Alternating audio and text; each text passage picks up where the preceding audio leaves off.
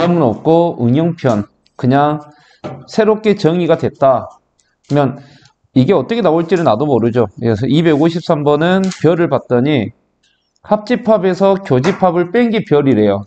그러면 할 수 있는 방법은 두 가지가 있는데 직접 이 모양을 생각해서 A하고 A를 이용해서 해보는 방법이 있고 아니면 그냥 바로 집어넣는 방법도 있어요. 그럼 문제 상황에 따라서 뭐가 더 쉬울지는 문제마다 다를 수 있겠죠. 그래서 이 문제는 딱 보면 그냥 집어넣는 게 더 편해요.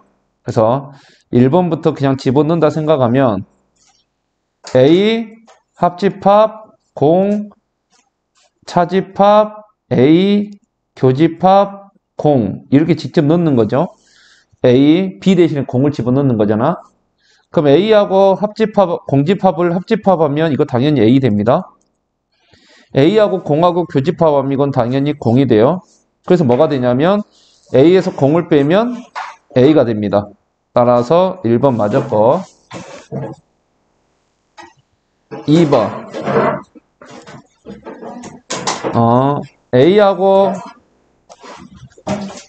A하고 합집합하고 A하고 교집합해서 하면 A랑 A를 합집합하면 A가 되고 A랑 A를 교집합하면 A가 되는데 A에서 A를 뺐으니까 공집합이 돼야 되죠. 따라서 틀린 것은 2번이 틀렸다. 이런 식으로 직접 집어넣어보는 방법입니다. 3번 U 합집합 공 차집합 U 교집합 공 전체하고 공하고 합집합하면 당연히 전체가 되고 전체하고 공하고 교집합하면 당연히 공이 되겠죠? 빼니까 당연히 전체 집합이 된다. 3번도 맞죠? 이런 식으로 하나씩 집어넣어보면 다 맞다는 것을 알 수 있습니다. 알겠죠? 새롭게 정의된 연산은 어려운 연산이 아니라 그냥 말 그대로 우리가 보지 못한 연산이 나온다라고 생각해주면 되겠어요. 자, 254번도 세모라는 연산은 이렇게 연산을 하래요. 그러면 A 세모 B하고 다시 세모 A를 해서 원소의 개수를 구하라. 자, 원소에 관련된 문제는 지난 시간도 그랬지만 벤 다이그램을 가지고 하는 게 가장 빠르다 했어요. 그래서 이 문제는 집어넣는 것보다 벤 다이그램을 한번 이용해 볼 건데 그렇다면 이 세모 연산이 벤 다이그램으로 어떤 모양을 뜻하는지는 빠르게 그려봐야겠죠. 자, A랑 B랑 교집합을 하여 있으니까 이 부분입니다. A 여집합 교집합 B. 자, 공부 좀 한 사람. 이게 뭐니? A 여집합 교집합 B. B 차집합 A입니다. A 여집합 교집합 B가 뭘 의미하냐면 B차 A. 그러니까 어디에 색칠되는 거냐면 여기에 색칠되겠죠. B차 A니까. 따라서 A 세모 B는 뭘 말하고 있느냐? 딱 보니까 A 세모 B가 말하고 싶은 게 뭐냐면 그냥 B예요. B. 아, A랑 B랑 세모를 하면 B가 나오는구나. 그럼 A랑 B랑 세모 했으니까 이게 뭐냐면 B가 되겠죠? 그럼 B하고 A하고 세모하면 뭐가 나올까요? 당연히 A랑 B랑 세모하면 B가 나왔다 했으니까 B랑 A랑 세모를 하면 A가 나오겠죠. 결국 여기에 의미하는 것은 집합 A입니다. A의 원소 개수는 몇 개입니까? 18의 약수. 그래서 1, 2, 3, 6, 9, 18으로서 6개다라는 것을 알 수 있죠. 이런 식으로 벤 다이그램을 이용해서 이 연산이 무엇을 의미하는지를 알아내는 것도 하나의 방법이 됩니다. 자, 그 다음 유형 15번째 원소의 개수에 관련된 유형인데 자, 원소의 개수에 관련된 유형이죠. 지난 시간부터 계속 말하지만 원소를 찾는 문제나 원소의 개수를 찾는 문제는 반드시 벤 다이그램을 이용해주면 가장 편하게 답을 구할 수 있다. 해서 256번 집합이 2개밖에 없으면 그냥 이렇게 그리라 했죠. 자, 이제는 여기다가 원소를 채워 넣는 게 아니라 개수를 채워 넣는 거다. 마찬가지로 항상 어디부터 채우냐면 교집합부터 채우고 그 다음에 여기 이 순서로 채운다 생각하면 되는데 교집합이 9개니까 여기에 9개가 들어간대요. 그러면 여기가 몇 개 들어갈까요? 그건 어떻게 할 수 있냐? A가 20개라 했죠. 지금 N이 붙었다는 것은 원소의 개수가 20개입니다 라는 소리예요. A가 20개야. 그럼 요렇게가 20개가 되려면 A만 자리에는 몇 개가 들어가야 되니? 그렇지, 11개. B가 15개니까 B만 자리에는 몇 개 들어가야 돼요? 6개. 이거 더해봐요. 몇 개 돼요? 26개 되죠. 근데 전체는 30이라 있거든? 바깥에 4가 있다는 소리죠. 끝났습니다. A 여집합, 교집합, B 여집합이 어디를 의미할까요? 자, 이 상태에 놓고 찾아도 되지만 우리는 지난 시간에 드모르간의 법칙도 배웠어요. 그 말은 A 여집합, 교집합, B 여집합이 결국 뭘 말하냐? A 합집합, B의 여집합을 말한다는 걸 알 수가 있죠? 그럼 어디입니까? 4죠. 따라서 답은 3번. 이런 식으로 벤 다이그램에 채워서 답을 구할 수 있습니다. 그 다음, 자, 260번이 아니라 259번 한 번 더 봅시다. 자, 259번. 또 2개짜리니까 A, B.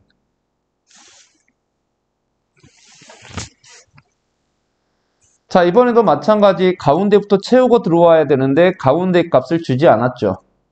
그럼 가운데 값은 어떻게 구하냐? 모르면 그냥 X랑 해요. 안 나왔으니까. 지난 시간에도 그랬죠. 미지수에 인색하지 마라. 미지수 사용하되 식만 더 많이 세우면 돼요. 자, 가운데가 X죠. A가 16개네. 그럼 A만 자리에는 16 빼기 X가 들어와야 되죠. B가 20개네. B만 자리에는 20 빼기 X가 들어와야 되죠. 자, 합집합이 28개다. 합집합이 뭐냐면 요렇게 다 더한 게 합집합이죠. 이걸 이용해서 식을 만들어낼 겁니다. 그 말은 다 더한다. XX 없어져서 36 빼기 X가 28. 그러면 X는 얼마란 걸 알 수 있냐면 8이란 걸 알 수가 있어요. 이렇게 해서 X가 8이니까 X에다가 8 집어넣어주면 이렇게 해서 여기가 12 나오죠. 따라서 문제가 뭘 요구합니까? 봤더니 A차 B, 그 말은 A만, B차 A, 그 말은 B만.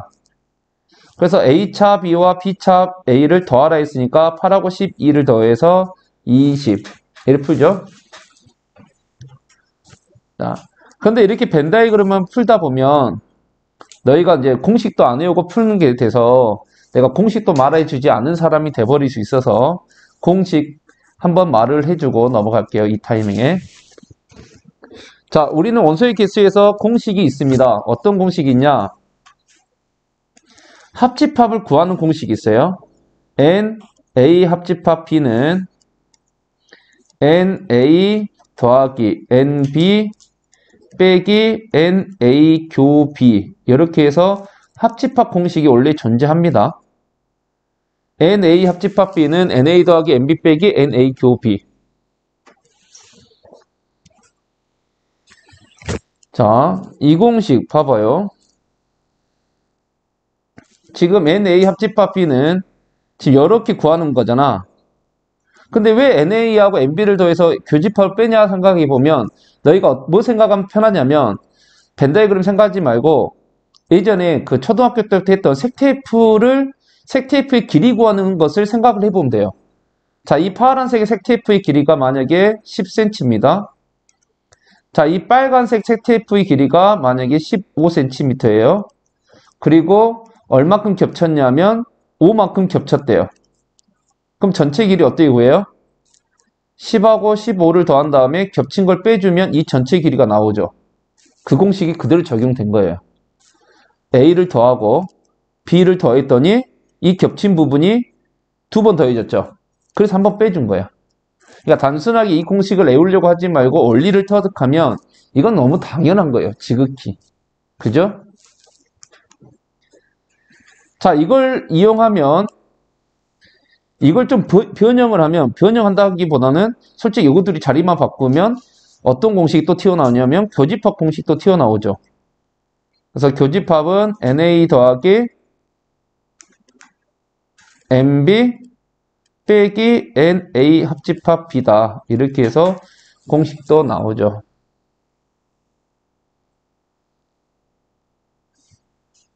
그죠? 이건 뭐 솔직히 두 번째 공식은 외울 필요도 없는 1번만 알고 있으면 자리 바꾸면 되는 거죠. 그래서 봐봐요. 이 259번 다시 보면 아까 우리는 이 교집합 x를 구하기 위해서 그냥 x라 놓고 이렇게 해서 x가 8이라는 거 구했지. 이거 공식 안 쓰고 벤 다이그램 쓴 거죠. 자, 공식을 이용했다면 이렇게 되겠죠. NA 교 B는 NA 16 더하기 MB 20 빼기 NA 합집합 B 28 해서 36 빼기 28에서 8이다. 그래서 교집합이 8이다라고 나왔겠지. 공식 안 써도 벤 다이그램 하나면 다 풀 수 있어요. 그래서 이 단어는 솔직히 말하면 공식 몰라도 돼요. 근데 벤 다이그램이 싫고 빨리 풀고 싶은 사람은 공식 쓰겠지. 솔직히 A 주고 B 주고 합집합 쓰면 공식이 머릿속에 있으면 이거 딱 보자마자 바로 교집합 튀어나오겠죠. X 쓰고 뭐 쓰고 하느니. 그래서 알려주는 겁니다.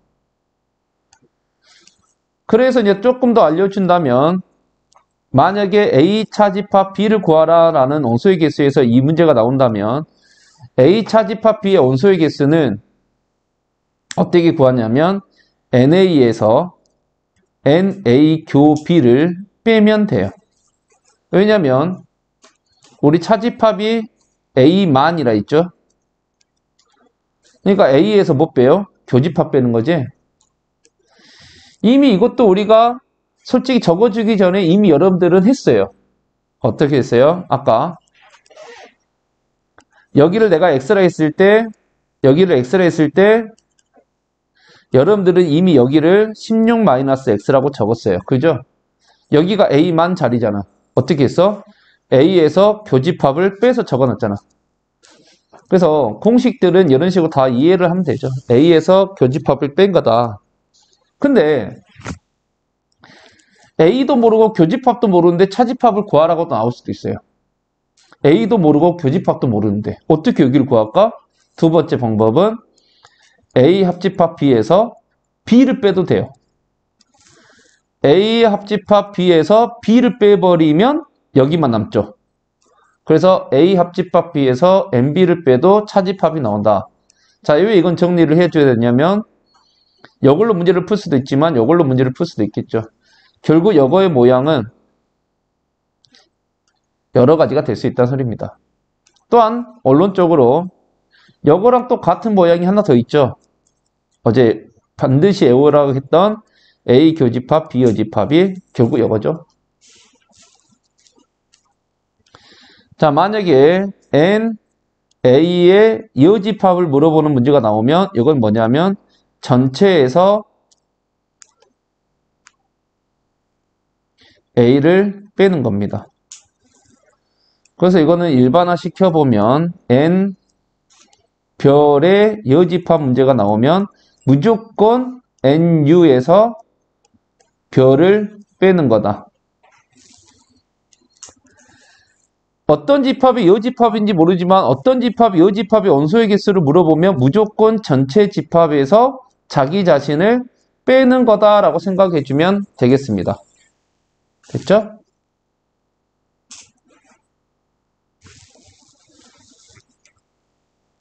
됐죠?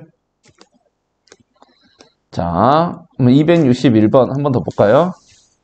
이미 벤 다이그램이 그려져 있고 채우기만 하면 되겠죠? 딱 보면 어디부터 채울 수 있냐면 가장 좋은 거 하나 나왔네요. 요놈.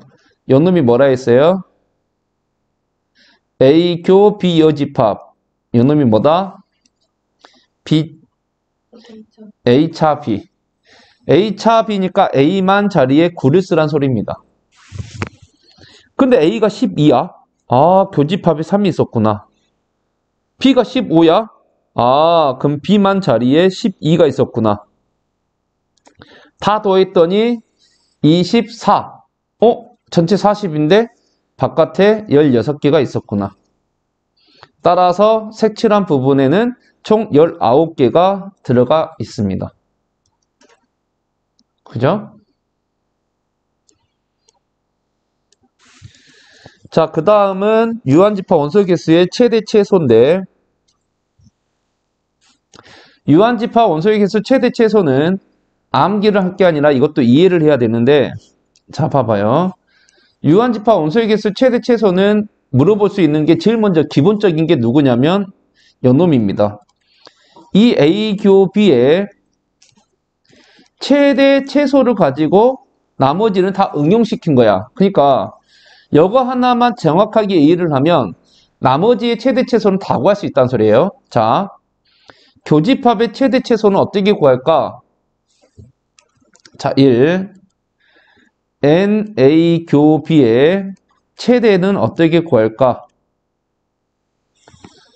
자, 이 부분은 암기가 아니라 원초적으로 이해를 하면 되는데 교집합의 최대는 어떻게 됐을 때가 최대가 될 것 같니?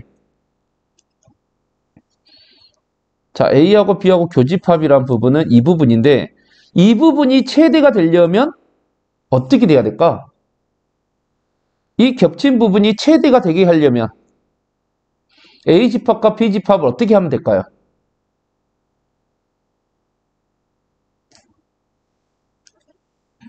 어떻게 하면 되냐면 만약에 B란 집합이 더 큰 집합이었다면 B 안에 A를 쏙 들어가게 해버리면 결국은 교집합은 최대가 될 수밖에 없어요. 뭔 이해되니? 결국 선생님 꼭 B가 A 안에 들어가야 돼요? B가 A보다 더 크다란 가정으로 들어갔으니까. 근데 만약에 A가 더 컸다면 A 안에 B가 쏙 들어가 버리면 되겠지. 뭔 말이냐면 예를 들면 이 소리야. 영어를 좋아하는 애가 A고 수학을 좋아하는 학생이 B인데 영어를 좋다고 말하는 학생이 10명이고 수학을 좋다고 말하는 학생이 15명이야. 그러면 영어랑 수학을 동시에 둘 다 좋다고 말하는 학생의 최대값은 몇 명일까요? 10명이라는 거지. 영어를 좋다고 말한 10명이 다 수학을 좋다고 말해버렸을 때 교집합의 최대치는 10명이 되겠죠. 뭔지 알겠죠? 그래서 NA가 NB보다 작거나 같다면 이면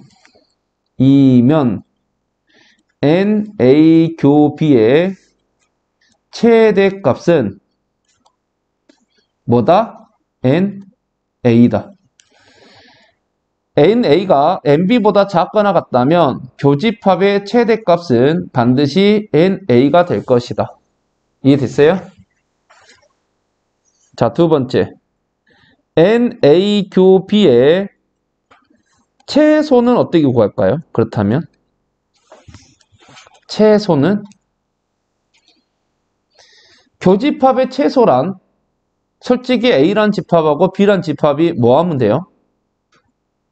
안 만나면 최소인 거 아니야? 그죠? 그래서 교집합의 최소는 원칙적으로 안 만나면 돼요. 0입니다. 0. 근데 어쩔 수 없이 만나는 수밖에 없어요. 그럼 어떻게 해서 만나냐? 이런 관계면 만났는데 어떤 관계면 만날 수밖에 없냐면 이렇게 생각해 봅시다. 우리가 20명을 대상으로 조사를 했어요. 20명을 조사를 했습니다. A를 좋다고 말하는 학생이 15명이고 B를 좋다고 말하는 학생이 10명이래. 그럼 몇 명이야? 합치면? 25명이죠. 우리는 20명한테 조사를 했는데 25명의 결과가 나올 수 있어요? 없어요? 그럼 이거 뭐야? 최소 몇 명은? 5명은 A, B 둘 다 좋다 말하는 거잖아. 방금 말했니? 이렇게 들어가요. 우리도 모르게 최소 5명은 좋다 말했겠네? 아, 최소 5명이구나. 무슨 뜻이 이해됐어요? 그래서 자, 원칙은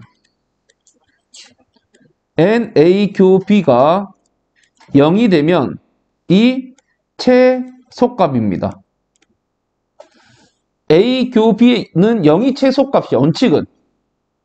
근데 만약 만약 NA하고 NB를 더했는데 NA하고 NB를 더했는데 이게 NU보다 크다 하면 NA하고 NB를 더했는데 NU 전체보다 크다 하면 이면 NA 교 B의 최소값은 NA하고 NB를 더한 다음에 NU를 뺀 값이 최소값이 될 것이다. NA 교 B의 최소값은 NA 더하기 NB 빼기 NU가 될 것이다 라는 겁니다.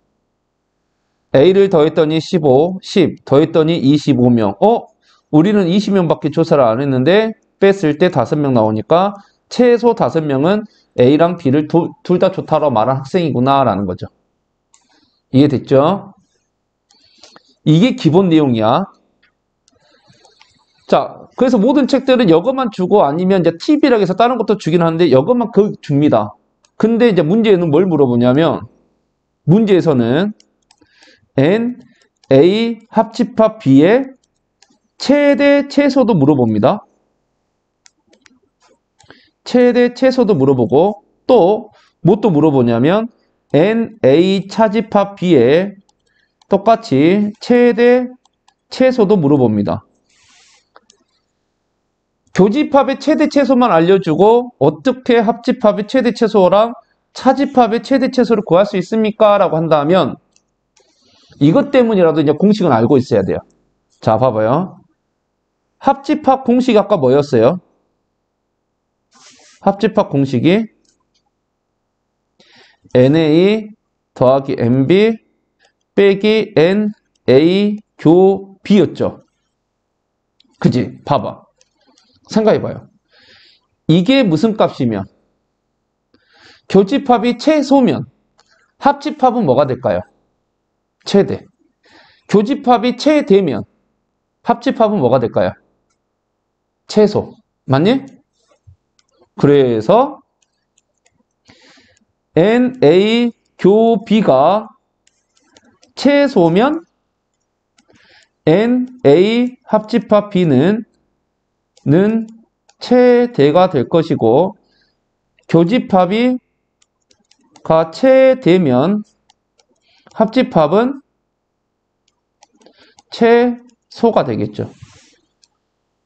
자, 배우려고 하지 말고 이해를 해요. 빼기잖아. 최대치를 뺐을 때 당연히 최소가 되는 거고 최소치를 뺐을 때 최대치가 될 수밖에 없죠. 그래서 교집합이 최소면 합집합은 최대가 되고 교집합이 최대면 합집합은 최소가 됩니다. 그러면 왜 차집합도 나올 수 있을까를 생각해보면 차집합의 공식이 뭐였냐? 자, 차집합의 공식이 이거였죠. NA 빼기 NA 교 B. 결국 따지면 이 교집합이 들어있는 쪽은 다 최대 최소를 구할 수 있다는 소리야. 왜? 우리는 교집합의 최대 최소를 구할 수가 있거든. 그럼 이것도 똑같지. 교집합이 최소면 차집합은 최대가 될 것이고 교집합이 최대면 교집합은 최소가 아니 차집합은 최소가 되겠죠. 그래서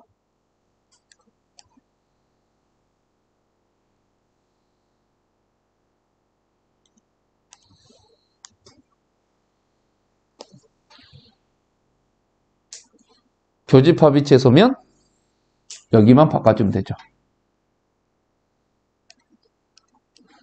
차집합은 최대가 되고 교집합이 최대면 차집합은 최소가 됩니다.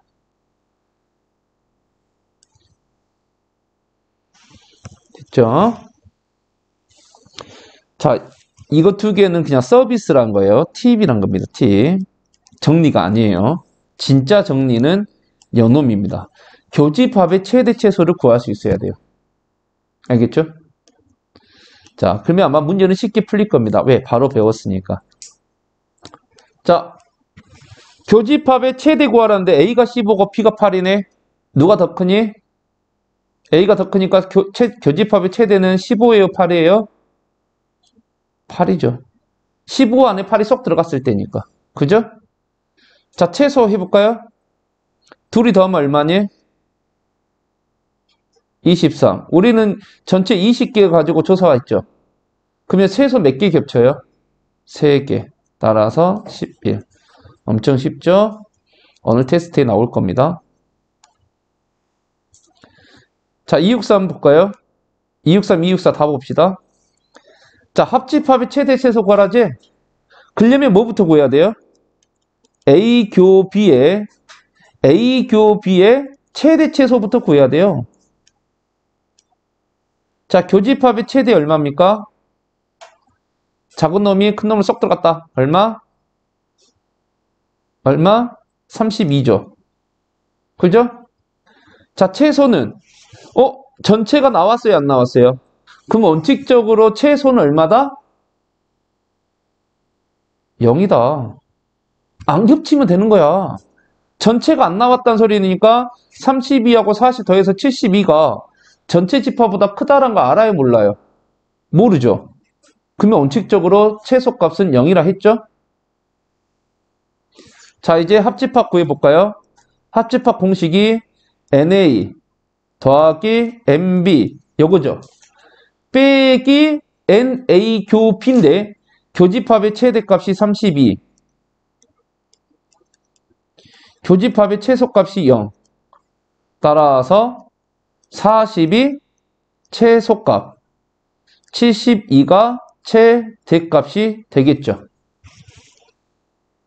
소문자 M 미니멈, 대문자 M 맥시멈, 최소의, 최대의 라는 뜻입니다.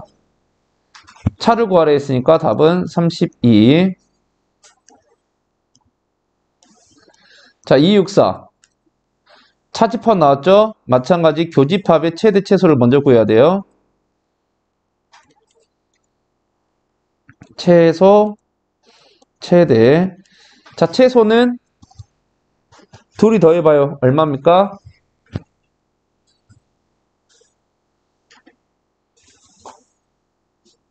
59. 전체 50밖에 안 되니까 최소 9개 겹쳐야겠죠?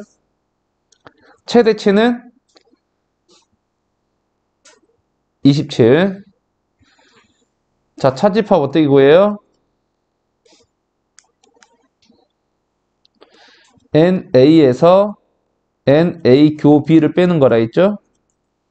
그러니까 32에서 교집합의 최소치 9를 빼면 최대 23이 나오고 32에서 교집합의 최대치 27을 빼면 최소 5가 나오죠. 이게 최대값, 이게 최소값. 최대값 구하라 했으므로 답은 23. 그죠? 자, 이제 유형 17번째 문제는 드디어 마지막 유형으로서 응용편. 응용편은 누구의 응용이냐면 굳이 따진다면 이 유형 15번의 응용편이야. 자, 유형 15번 봐봐. 이렇게 NU, NA, MB, NA 기업이 다 알려줬지. 식으로. 자, 유형 17번째 보면 문장으로 나뉘었어요. 이 문장을 우리가 식으로 바꾸면 돼요. 읽으면서.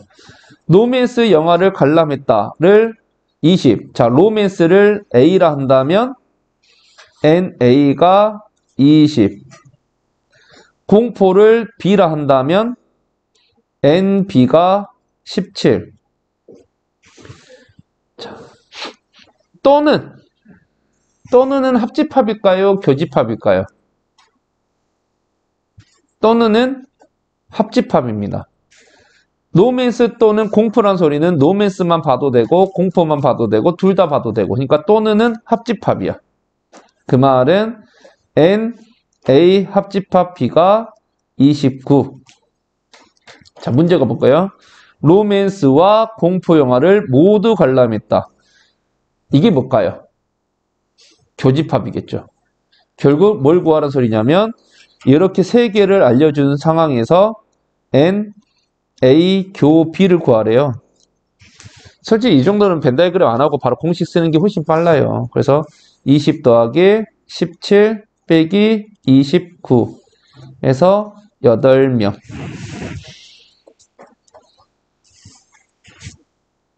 어렵지 않습니다. 오늘 테스트 나오겠죠? 268 한번 볼까요? 석현이네. 스키를 키라고 합시다. 그래서 n 키가 21. 스노보드 들어가면 n 드가 19. 스키와 스노보드를 모두, 그 말은 n 키 교집합 드가 8. 자, 문제가 뭐냐면 스키와 스노보드 중 하나만 타봤다. 하나만 타봤다. 어디를 의미하냐? 모르겠으면 키 그리고 드 그려서 어디가를 생각해 보면 돼요. 하나만 타봤다. 스키만 타봤다. 키만. 스노보드만 타봤다. 드만. 여기 구하란 소리구나. 그러면 채우기만 하면 돼요. 교집합이 8. 키가 21이니까 21에서 8 빼서 13. 19에서 8 빼서 11. 따라서 하나만 타본 학생은 24명. 벤 다이어그램 풀면 엄청 쉽죠? 이따 테스트도 벤 다이어그램을 풀어요. 공식. 여기서 풀어도 좋지만.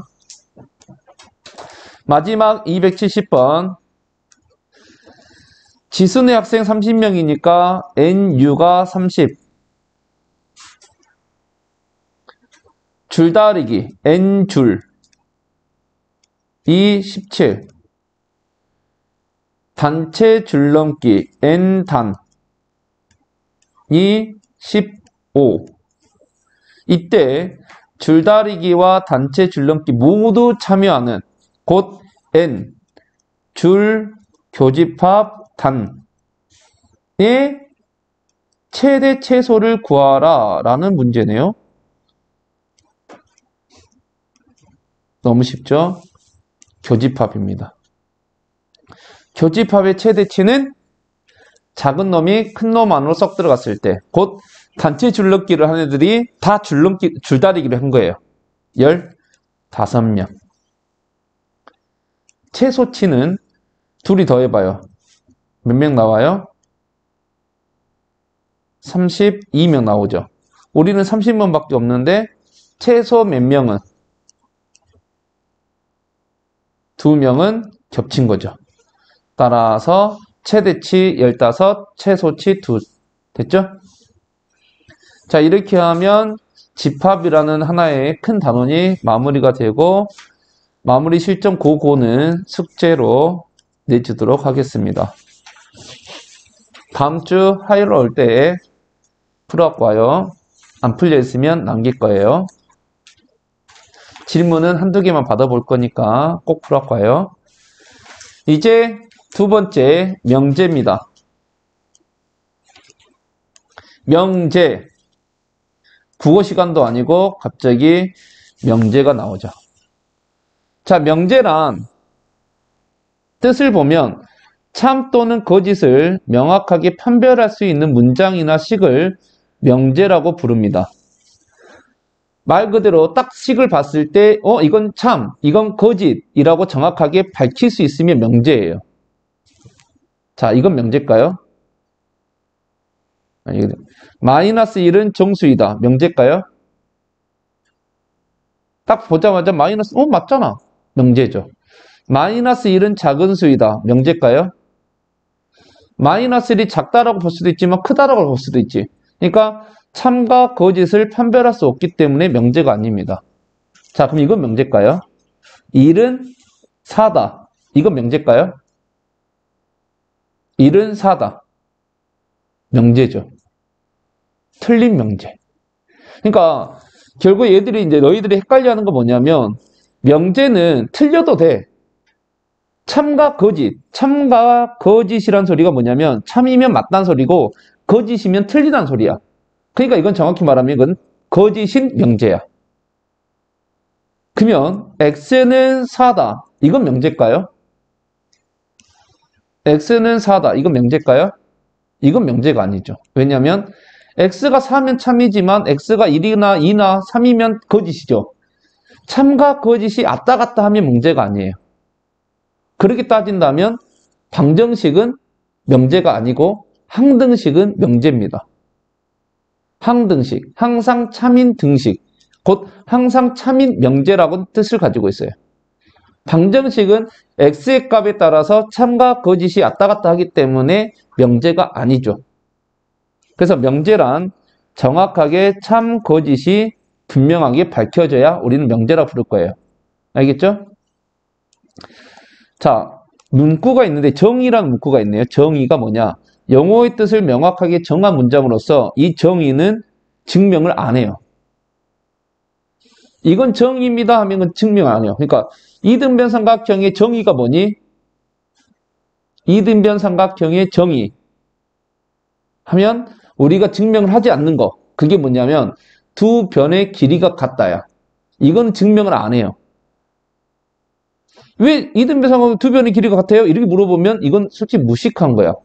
정의는 증명을 하지 않습니다. 그냥 정확하게 명확하게 밝힌 문장이니까 그대로 받아들이는 거야. 그러면 증명을 해야 되는 게 누구냐면 성질이라고 부르는 것도 있지. 그게 정리야. 이게 또 다른 말로 우리가 성질이라고 부르는 거야.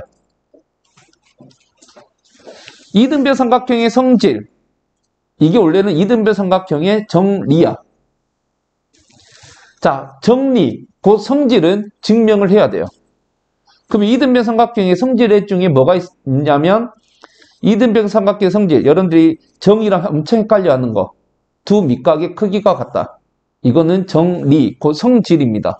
그럼 이건 증명이 가능해야 돼요. 왜 이등변 삼각형은 두 밑각의 크기가 같을까? 반드시 증명해야 됩니다. 두 변의 길이가 같다는 증명 안 해요. 자, 정삼각형. 세 변의 길이가 같다. 이건 정의예요. 그러니까 정삼각형 세 변의 길이가 당연히 같은 거야. 왜 같아요? 라고 물어보면 이건 말도 안 되는 소리야. 근데 정삼각형 세 내각의 합은, 아니, 세 내각의 크기는 60도입니다. 이건 정리야. 그 말은 정삼각형 한 내각의 크기는 60도라는 것은 증명을 해내야 돼요. 알겠니? 그래서 정리는 증명을 하고 정의는 증명을 안 해요. 그래서 증명이 뭐냐면 정의 또는 이미 옳다고 밝혀진 성질을 이용하여, 그러니까 이 정의를 이용하여 어떤 명제가 참임을 설명하는 것, 곧 이 정리가 참임을 설명하는 것을 우리는 증명이라 부르죠. 알겠어요?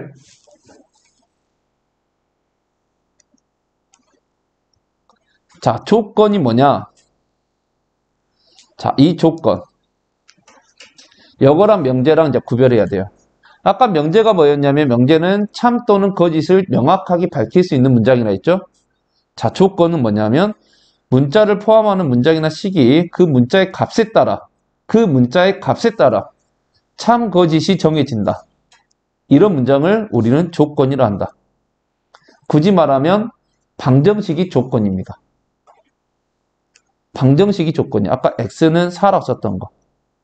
이 x는 4라는 식은 x가 4면 참이지만 x가 1이면 거짓이죠. 이런 식으로 어떤 문자의 값에 따라서 참, 거짓이 정해진다. 방정식이 조건입니다. 그죠? 그럼 진리집합이라는 게 또 있는데 진리집합은 뭐냐? 어떤 조건이 하나 나와요. 자, 이 방정식이 나왔다 해봅시다. 이건 조건이죠. 진리집합은 뭐냐면 이 조건을 참이 되게 만드는 x의 값들을 모아놓은 거야. 어떤 조건이 참이 되게 만드는 모든 원소의 집합, 어떤 조건이 참이 되게 하는 어떤 문자의 값들을 모아놓은 집합, 이게 진리집합입니다. 그럼 x는 4라는 조건의 진리집합은 뭘까요? 4. 이렇게 되는 거죠. 자, 보통 조건은 소문자 P로 씁니다. 보통 조건은 소문자 P로 써요. 지우야, 조건은 소문자 P를 씁니다. 꼭 P만 쓰는 게 않아요. Q도 쓰고 R도 쓰고 S도 쓰고 T도 써요. 이렇게 했을까요? 조건은 소문자를 써요. 진리집합은 대문자를 씁니다. 보통이야. 그러면 조건 P가 X는 4야. 그죠? 그럼 요놈의 진리집합은 대문자 P 이렇게 해서 4 이렇게 해주면 이게 진리집합이 되는 겁니다.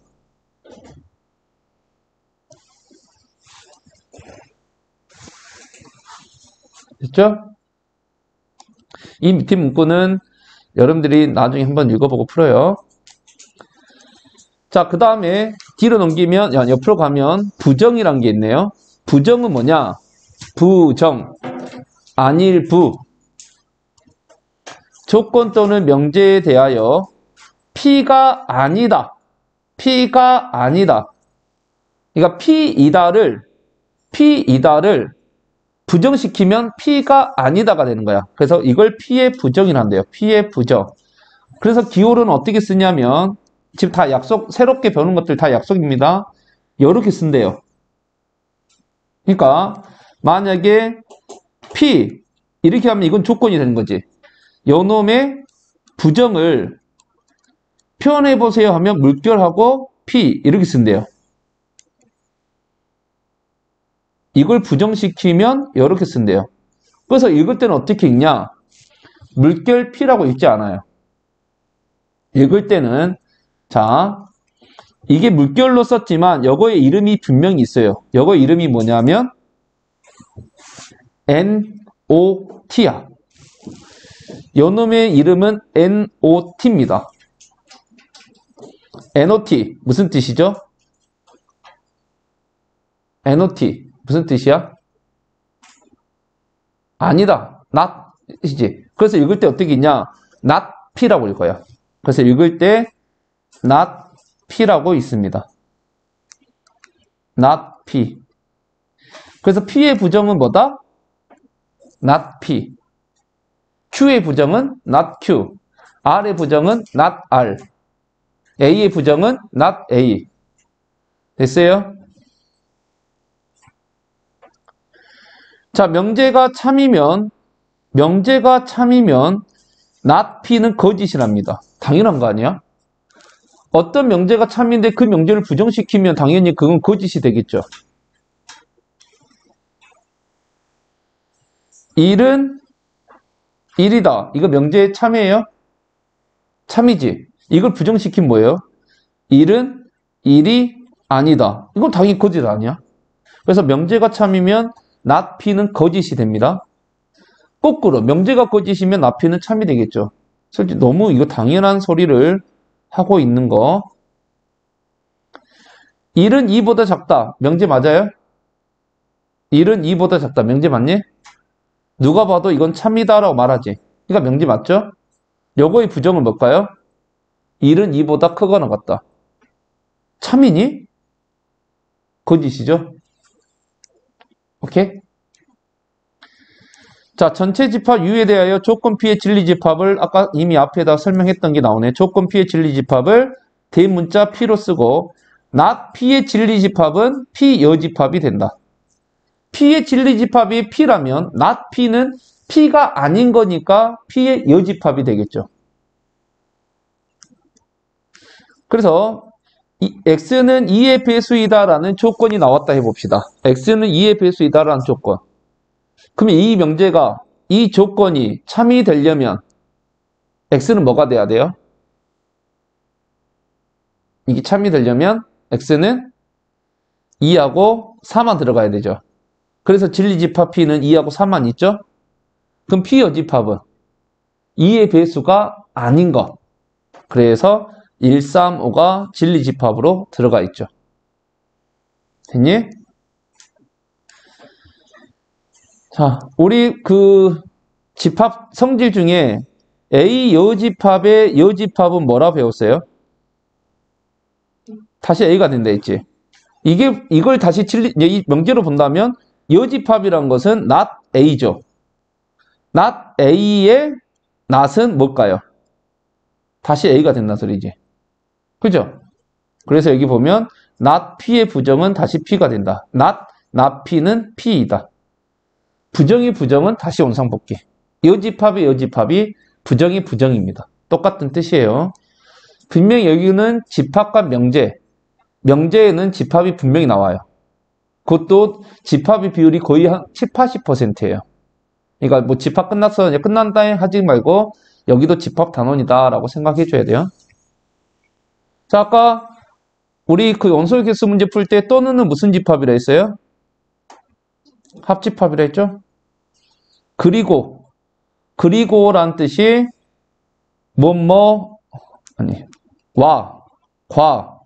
모두라는 뜻을 가지고 있는 게 그리고죠.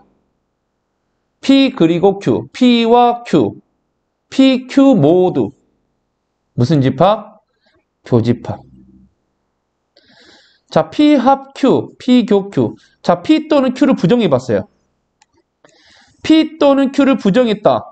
그게 뭐가 돼요? 나 P 그리고 Q, 나 Q. 자, 이거는 뭘 가지고 만드느냐? 여기 써져 있네. 드모르간의 법칙을 이용해서 만들어냈다라고 생각하면 돼요. 드모르간의 법칙. P 합집합 Q의 여집합은 드모르간의 법칙에 의해서 P 여집합, 교집합, Q 여집합이 된다 했지? 그러니까 이게 뭐야? P 또는 Q의 부정은 not P 그리고 not Q.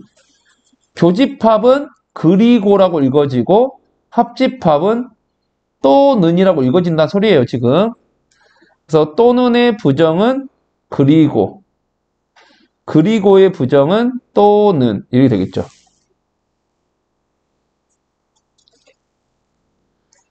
자, 옛날에는 뭐 시간 좀 많으면 이것도 다 적어줬는데 부정 이고의 부정은 또는의 부정은 이고 이다의 부정은 아니다. 크다의 부정은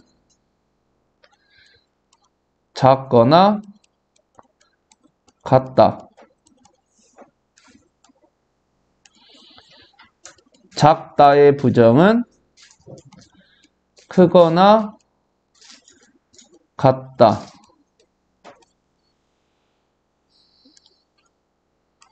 모두의 부정은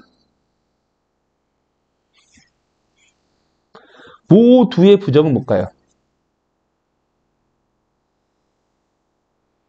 모두의 부정은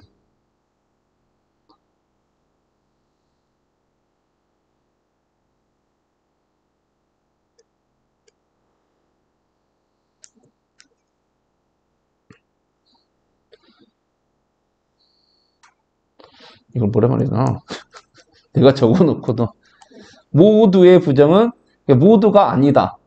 그죠? 그러면 몰라 안 해. 잘못 썼어요.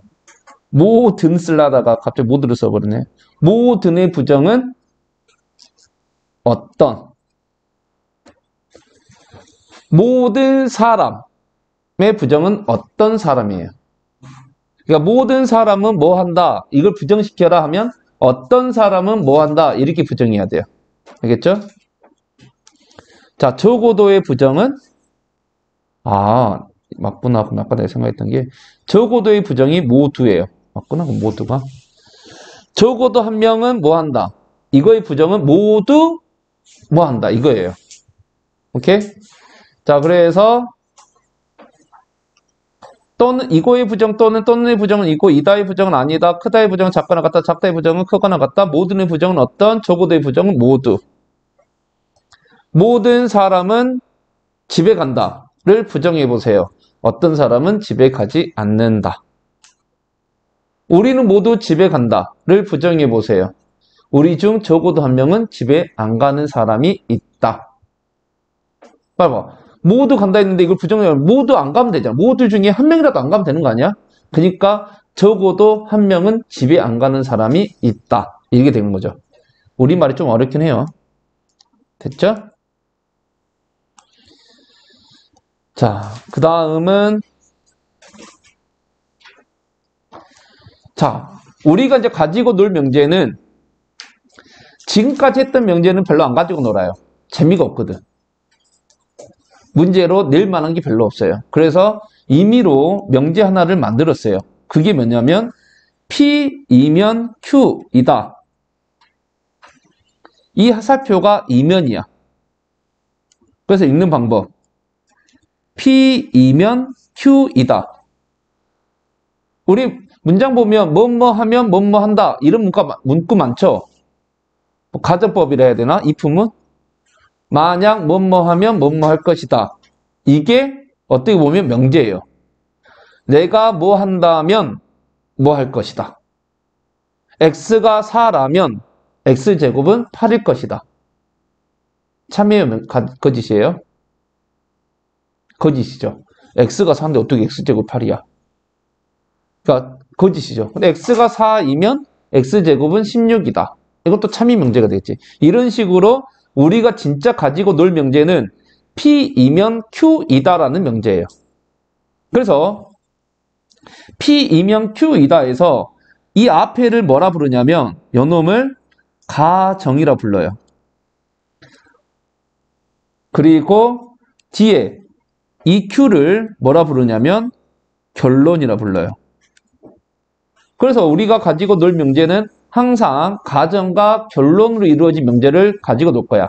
가정이면 결론이다. P이면 Q이다. 그래서 여기 보면 P를 이 명제의 가정, Q를 이 명제의 결론이라고 한다. 가정, 결론. 그러면 이 P이면 Q이다라는 명제는 어떻게 참과 거짓을 밝힐 수 있을까요? 라고 한다면 자, 이 명제가 참입니다, 거짓입니다를 정확하게 수학적으로 밝히려면 뭐가 돼야 되냐면 이 가정집합 P가 결론집합 Q에 무슨 집합이어야 돼요? 부분집합이어야 우리는 이 명제가 참이다라고 말할 수 있을 거야. 자, 예를 들어볼까요? x가 4이면 x제곱은 16이다라는 명제와 x제곱이 16이면 x는 4이다라는 명제가 있었다 해봅시다. 자, 1번 명제는 참이에요, 거짓이에요? 1번 명제는 참일까요, 거짓일까요? x가 4이면 x제곱은 16이다. 참이죠. 그럼 이 밑에 것은 x제곱이 16이면 x는 4이다. 이건 거짓이죠. 똑같아 보이는데 왜 하나는 참이고 하나는 거짓일까요? 라고 해본다면 여기서 이 가정집합은 4입니다. 결론집합은 x제곱이 16이라는 소리는 마이너스 4하고 4입니다. 부분집합의 포함관계가 성립하죠. 그러니까 이 명제는 참입니다. 그렇지만 2번은 가정집합이 마이너스 4하고 4입니다. 결론집합이 4예요. 포함관계가 성립하지 않죠. 그래서 이 명제는 거짓입니다. 여러분들은 명제의 참 거짓을 밝힐 때 반드시 이 방법을 이용해서 명제 참 거짓을 밝혀야 될 거예요. 알겠죠? 수업하면서 이 명제 참이니 거짓이니 라고 했을 때 여러분들이 참이요 라고 했을 때는 정확하게 나한테 이유를 말해요. 이게 거짓입니다 라고 할 때는 거짓입니다. 그러니까 이 명제가 거짓입니다 라고 할 때는 딱 물어봤을 때 왜 거짓이야? 라고 물어봤을 때 여러분들이 뭐라 말을 해야 되냐면 X가 뭐이면 이거 안 되잖아요 라고 해서 정확하게 그걸 말을 해줘야 돼요. 근데 이거 참이니 거짓이니 라고 했는데 거짓이요 라고 했는데 왜? 라고 물어봤는데 대답을 못해. 그럼 그건 찍은 거야. 절대 찍지 마요. 그러니까 자기 스스로를 납득시키란 거야. 어떤 명제를 읽고 이 명제가 거짓인 것 같아. 아무리 봐도 거짓인 것 같아. 그러면 그 거짓인 이유를 정확하게 밝혀야 돼요. 그게 뭐냐면 발례입니다. 명제 P가 이면 Q임을 거짓임을 보이려면 가정 P는 만족시키지만 결론 Q는 만족시키지 않는 A가 하나라도 있음을 보이면 된다. 이것을 우리는 발례라고 한다. 반례.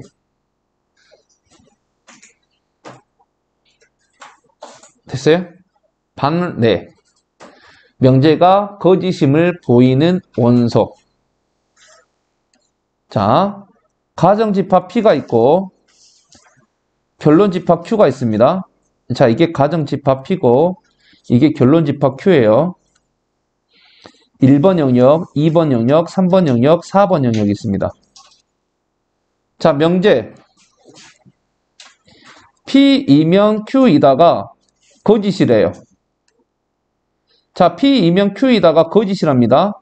발레는 어디에 들어가 있을까요?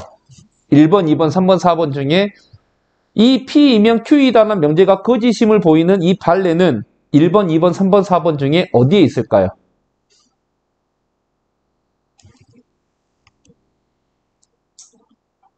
자, 이 명제가 거짓이다라는 것은 왜 거짓입니까? 진리집합 P가 진리집합 Q의 부분집합이 아니니까 거짓이죠. P가 Q의 부분집합이 되지 못하는 이유 1번, 2번, 3번, 4번 누구 때문에? 1번 때문에. 만약 이 1번 영역이 공집합이 아니라면 P는 Q의 부분집합이 될 수 있어요? 없어요? 없죠. 근데 이 1번 영역이 공집합이라면 이게 공집합이라면 만약 이게 공집합이라면 이렇게만 된다는 거잖아. P가. 그러니까 P는 Q의 부분집합이 돼버리죠.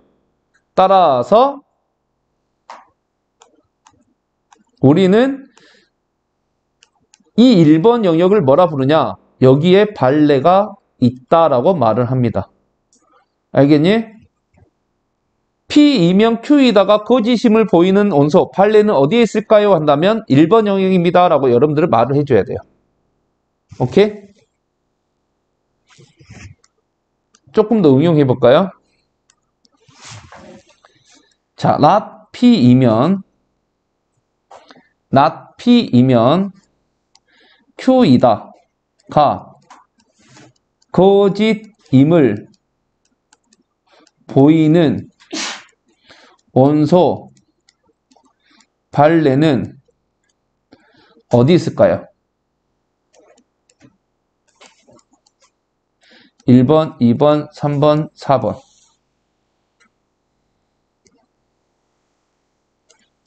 not P이면 Q이다가 거짓임을 보이는 원소 발레는 어디에 있을까요? not P이면 Q이다가 거짓임을 보이는 원소 1, 2, 3, 4 중에 몇 번?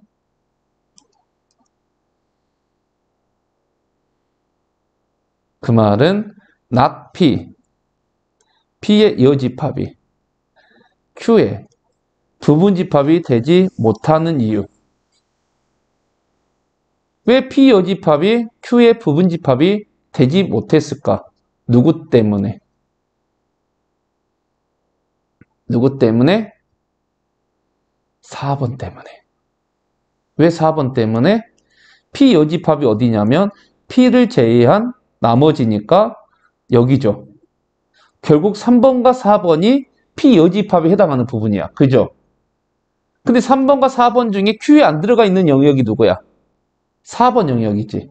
그러니까 이 4번 영역에 원소가 존재해버린다면 P 여집합이 Q 안에 못 들어가죠. 그러니까 4번 영역이다 라고 말할 수 있습니다. 그럼 선생님 이걸 좀 더 빨리 찾는 방법 없어요? 그래서 알려줍니다. 정리를 해보면 별이면 네모이다가 거짓임을 왜 네모가 별로 준지는 알죠? 무조건 P이면 Q이다라는 뜻은 안 나옵니다. 이렇게 바꿀 수도 있어요. 그래서 별이면 네모이다가 거짓임을 보이는 원소 발레가 들어있는 집합은 어디냐? 여기입니다. 별차 네모. 별차 네모. 다른 말로 별 교집합 네모 여집합. 똑같은 말이죠. 자, 별이면 네모이다가 거짓임을 보이는 원소 발레는 어디 들어있냐? 별차 네모 안에 들어있대요. 자, 이것부터 다시 해볼까요? 자, 명제 P이면 Q이다가 거짓이라 했죠? 발레 어디 들어있어요? P, 차집합, Q. 그니까 아까 몇 번이었어? 1번이었죠. P, 차, Q. 그죠? 나 P이면 Q이다가 거짓임을 보이는 발레 어디 들어있어요? P의 여집합, 차집합, Q. 이걸로 보기가 뭔지 모르겠어요? 그냥 P, 여집합, 교집합, Q, 여집합. 이건데 뭔지 모르겠어요? 드모르간의 법칙에 의해서 P 합 Q의 여집합. 그러니까 P 합 Q를 제외한 나머지 4번 영역이죠. 이런 식으로 해서 거짓임을 보이는 원소는 어디 들어있냐? 별차 네모에 들어있어요. 오케이? 자, 이제 모든과 어떤이 들어있는 문장. 아까 이거 먼저 해버렸네. 모든의 부정은 어떤. 어떤의 부정은 모든이다. 라고 해서 이건 먼저 한번 했죠, 아까? 자, 그러면 이것만 한 번 더 다시 하면 되겠네요. 자, 모든의 부정은 어떤의 부정 모든인데, 자, 이 부분 볼까요? 모든과 어떤이 들어있는 문장에 참과 거짓은 어떻게 밝힐까요? 라는 건데, 상식적으로 생각해봐요. 모든 X가 나왔어. 모든 X는 어쩌고저쩌고 이 문장이 참이려면 뭐 해야 될까요? 말 그대로 진짜로 다 돼야겠죠.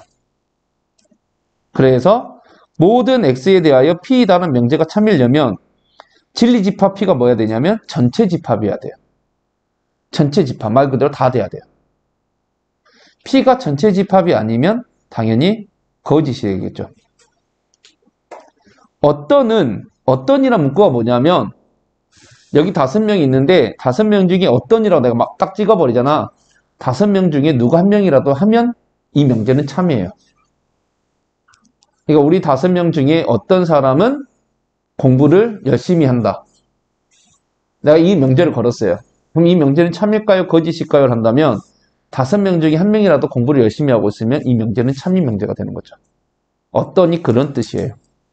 그러니까 공집합만 아니면 무조건 참인 거죠. 공집합만 아니면 무조건 참이다라는 소리가 뭐냐면 한 명이라도 공부를 열심히 하고 있으면 된다는 소리거든. 근데 아무도 공부를 열심히 안 하면 거짓이 돼버리죠. 되니? 이 문구 좀 어려워요. 그래서 이렇게 다시 말해줄게요. 모든이 들어있는 문장에서는 뭘 찾냐? 안 되는 걸 찾아요. 안 되는 것을 찾는다. 안 되는 것을 찾으려고 했는데 눈 씻고 찾아봐도 없어요. 그러면 참입니다. 그러니까 부정적인 생각으로 가라는 소리야. 우리는 심리적으로 착한 사람들, 착한 병이 있어가지고 뭐는 한다 하면 진짜 되는 것만 찾아. 근데 우리는 이 문제에서는 부정적이 돼야 돼요. 모든 X는 뭐 한다 하면 내가 진짜 안 되는 거 내가 찾고 말티야. 이런 관심으로 가야 돼요. 그래서 안 되는 거 하나라도 딱 찾으면 이 명제는 거짓이 돼버려요. 알겠죠? 자, 어떤이 되는 문장은 되는 것을 찾아요. 되는 것을 찾는다. 뭐냐면 어떤이 들어가 있는 문장은 말 그대로 100개 중에 1개만 돼도 돼요. 1000개 중에 하나만 돼도 돼요. 10,000개 중에 하나만 돼도 상관없어요. 그 하나라도 있으면 이 명제는 참이 돼버려요. 뭔지 알겠니? 그러니까 어떤이 들어있는 문장은 되는 걸 찾는 거야. 근데 아무리 눈 씻고 찾아봐도 되는 게 하나도 없어. 그러면 이 명제는 거짓이 돼버립니다. 모든 X에 대하여 X는 1부터 5 사이에 있다. 모든이 들어가 있죠? 안 되는 걸 찾아봐요. 2하고 5 사이에 없는 X 있어요? 이 안에? 없죠? 그럼 이거는 참이 됩니다. 이런 식으로. 자, 모든 X에 대하여 제곱했을 때 홀수가 안 되는 거 찾아요. 있어요? 2도 있고 4도 있죠? 그러니까 이 명제는 거짓이 됩니다. 자, 어떤이니까 5 되는 거 있어요? 있죠? 그러면 참이 됩니다. 자, 어떤이니까 원소 중에 2자리 자연수 있어요? 하나라도 있어요? 없죠? 그럼 이 명제는 거짓이 됩니다. 이런 식이란 거야. 모든이 들어있는 문장은 진짜로 다 되는지 봐야 되니까 안 되는 게 있는 걸 찾는 거고, 어떤이 들어있는 문장은 다 안 돼도 돼. 하나라도 되면 돼. 이 관심으로 가지면 됩니다. 됐죠? 자, 이 마지막 개념은 여기까지도 문제가 좀 많으니까 이 마지막 개념은 좀 더 문제 풀고 다시 돌아와서 합시다. 그럼 잠깐 쉬었다가 합시다.